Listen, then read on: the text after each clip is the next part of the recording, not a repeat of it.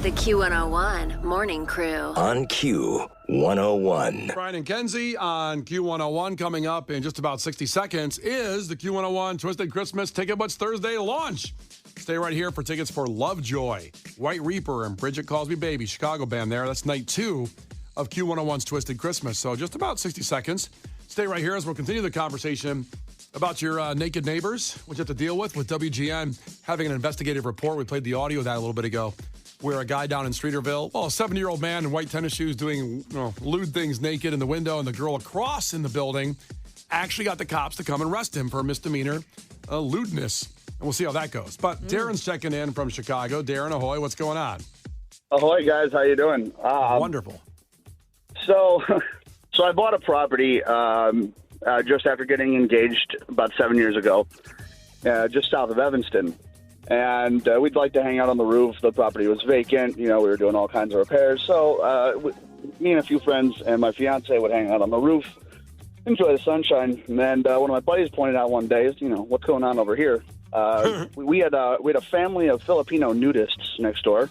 I knew them because I had bumped into them, introducing myself to the neighbors. Seemed normal on the outside, but their curtainless windows revealed very bizarre, family board games on the floor, nude, and Grandpa's watching TV with the 4-year-old on his lap, nude. And, Whoa! Oh, that's not good. well, I mean, it seemed harmless for what we could, stomach watching, but it was a lot. That is a lot. Sounds like a lot. Sounds like a journey. Yeah.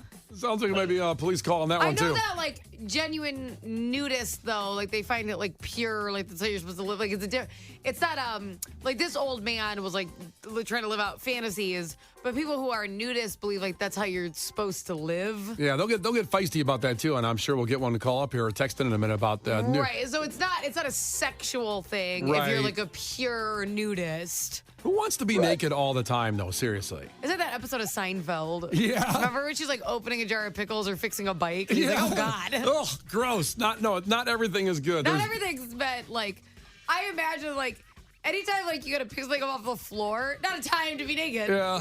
Not good. She goes, there's good naked. And Jerry goes, this isn't good naked? No, this is bad naked. I would like to control the narrative of, what... I want to be in the right scene. I want a good lighting. I want everything. What's your ring light? Got your makeup person, hair person? I want to control the, the whole narrative. The nudeness. The nudeness. You want everything there. The image. Yeah. The mental Ticket image. window is open. Ticket Blitz Thursday. On Q101. I don't think I have a good angle naked. I'm just saying. Yours is under the covers. Yeah. I mean, if we can get the top view to look better and maybe a satellite view. I don't know how far. Aerial. The moon shooting down on me. All right, here we go. Q101's Twisted Christmas Ticket Blitz Thursday opens right now for you. So, sponsored by our great friends Heineken, Byline Bank, and Triton College. And there's 4 nights, of course, the pre-sale going on right now until tonight at 10 p.m. Get your tickets now, y'all. I'm telling you. Use the code Byline. Go to Q101.com. That's where they're at. But first, why not try for some free ones? Text in LOVE, as in Lovejoy. Just text the word love, though. L-O-V-E. L is for the way you look at me. O is for the only one I see. I'm realizing how slow of a song now. V is very, very extraordinary. E is even more than anything I adore. I don't remember. Wait, it can't be anything. Everything. Everything? Everything, I think. Even more, is it, though? Even more than anything that I... Is that it? I'm buying it. I just think of the Parent Trap when I hear that song. Yeah, I'm buying it. All right, that's probably it. That's the Four Seasons, right? I think. I don't know. I love that hotel. Is that what you're talking about?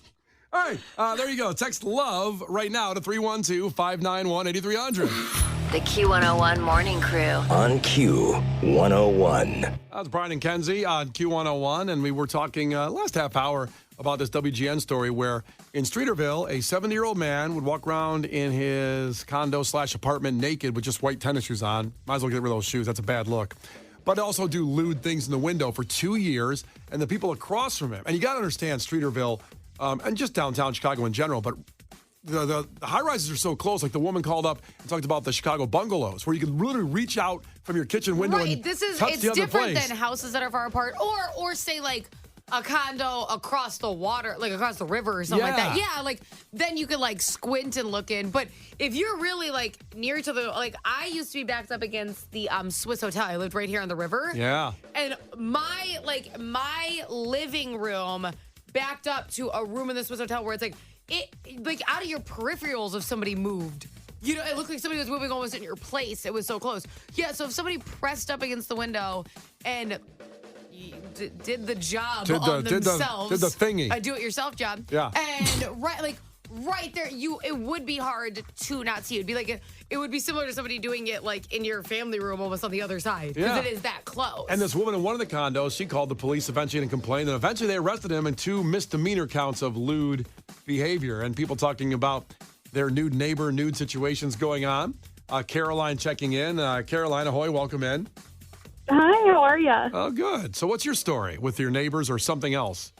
Well, so we own a carpet cleaning company, and we were doing a job, and the guy told us to be quiet when we were done because his daughter was sleeping. And when we were done, I was like, oh, we're all finished, all this stuff. And I was really quiet, and he was not answering. So I kind of crept down the hallway to his bedroom, and I knocked a little bit, and I was like, oh, we're all finished up. And he just walks out of his closet, butt naked, and he looks at me dead in the eye, deer in the headlights look. And I was like, oh, we're all finished. And he goes, okay, I'll be out in a minute. And I was like, okay, thanks. So I ran outside, and I was like, to my husband, I was like, you need to go take care of the bill because I just saw that guy butt naked. Butt naked. How'd he look? Butt naked. Fine, I guess. I tried real hard not to look down, but like you can't help it sometimes. Did you guys take cash and he didn't have his wallet on him anywhere? He had to go find it somewhere? Nope. I ran out the house real quick. Yeah, good move on your part, by the way. Get the hell out of there. Can I ask a question? Yeah. Slightly adjacently related. Is it buck naked or butt naked? Because my mom told me it's buck, and I don't know why. I think people say it both ways. I've heard it both ways, so I don't know. Butt naked makes more sense to me, but yeah, I think you hit an age threshold where you say buck. maybe. I have no idea. I've heard buck naked, and I didn't want to correct Caroline and stop her story because it was so eloquently told about the guy coming out of the closet buck naked. About if you can go to the Google machine and see what's better to say. Butt naked, the butt is out there, right? So it should be butt naked, you think? It should be, no, the butt's there, butt naked. Right, but but people say buck. I know. I don't know. It probably is a generational gap. It's that line. You see this conundrum you started this morning, Caroline? I know. I'm sorry. Oh my God, I'm just lost. It's okay. Well, yes, you did the right thing. Run away from naked men. That's the lesson today. Okay, this is interesting. Yeah. Buck naked in dictionary.com. Buck naked is the man is defenseless, buck naked on the ground. That's the example. That's the sentence they used? So does it mean you have to also be defenseless? Well, a man Like naked a turtle, on the wrong side of its shell? A man naked on his back is defenseless. I don't know. I feel like they could stand up. Get up and run away? Yeah. The Q101 Morning Crew. On Q101.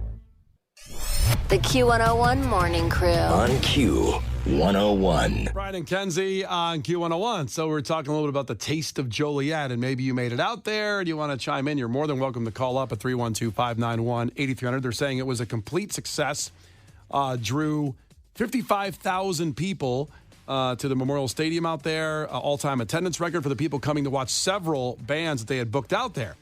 That's 55,000? 55,000 people over several days. Okay, spread out. Spread out a little bit. Is it what, Trade and Taylor Swift are selling the same amount? Okay, we'll take seats? it. Hey, take it easy on Taste of Joliet. It's okay. That's crazy. They couldn't book Taylor Swift. They couldn't get it. Well, maybe they could with the. Oh, are you kidding me with that money? Well, here's the thing. This is the part that stood out to me and Kenzie and Case. That of course we're around in the behind the scenes of booking bands for all of our shows, like Picnic and Twisted. We hear the numbers. We hear things.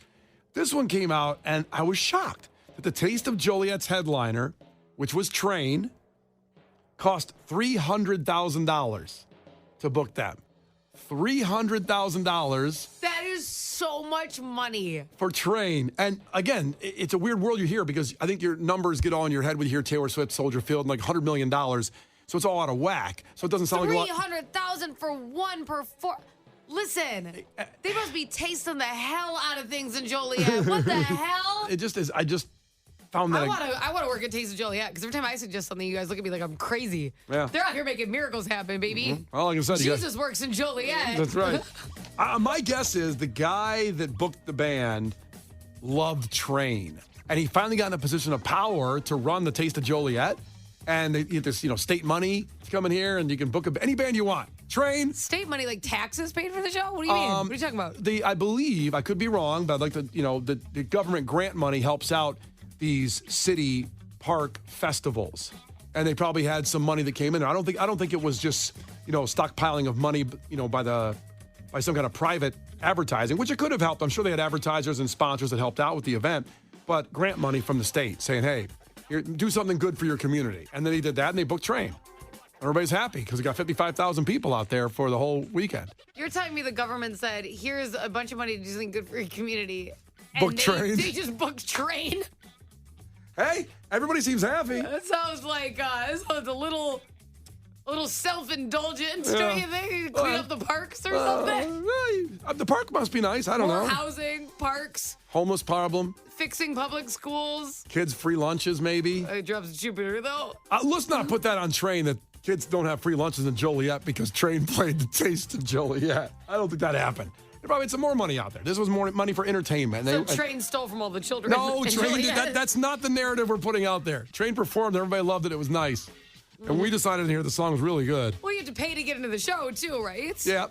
Well, I don't understand why it would be government funded. It wasn't even like a community builder. Well, you got to to make money, too. You got to make your money back. Somehow. You can't just have to do everything take a loss. Which is confusing. I don't run the festival. I'm just saying if that guy probably loved Train, he probably lost his virginity to that song. And then he booked Train for $300,000. Like, I bet, here's the thing. I bet the negotiation went like this. Train's kind of going, okay, we'll play the festival. Hey, their agents, hey, just give them a number they won't pay. Give them a number that's too high. And they went $300,000. The guy went, done. Got done. Yes, you're booked. Yes. Success. I got Train for the Taste of Joliet. Done. That's insane. That's insane. Now, That's how much you make a year. Oh, exactly the number. Plus a free sandwich. How do you feel about that? They let you work one day and you have to work a bunch of them. I'm very angry about it. I want to work one day. Be Train.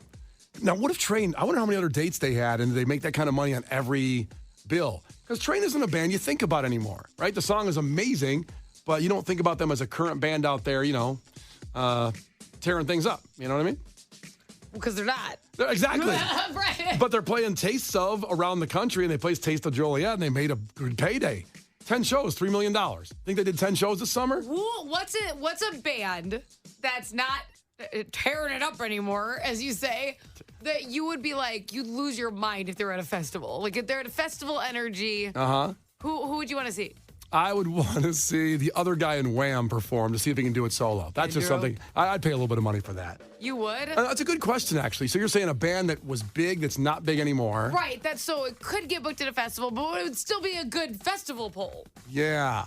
Like, who would be yours? God, I'm thinking, nothing's coming to my brain except for the guy in Wham that we don't know anything happened to him there. Andrew. I don't know. Hey, give me an example on yourself there. I'm just thinking I asked you first. I know, you're delaying. Case mate. What band? Okay, some band that, was big, that's not big anymore, that you'd pay good money to go see. Like at a festival. So if they're at festival booking, like what would be like, holy crap, Taste of Joliet got blank. Oh, man. Right? It's kind of weird to think of trying to get that. Well, you know what band I want to see in that setting? And it's a band that's a lot like Train. They had really two songs because Train has Drops of Jupiter and Hey Soul Sister. Yep. And this band had two really big hits. They're alternative hits. I want to go see the band Cracker, who plays the song Low. Yes. I would like to see them at a Taste of Joliet type setting. I don't know, if Cracker rolled through the bottom lounge, I don't think I'd be into it. But if there was an event and they happened to be there, I'd be losing my freaking mind. Like you could see Cracker and eat a corn dog. Yeah, oh my God, could you imagine? What a great night. That'd be living.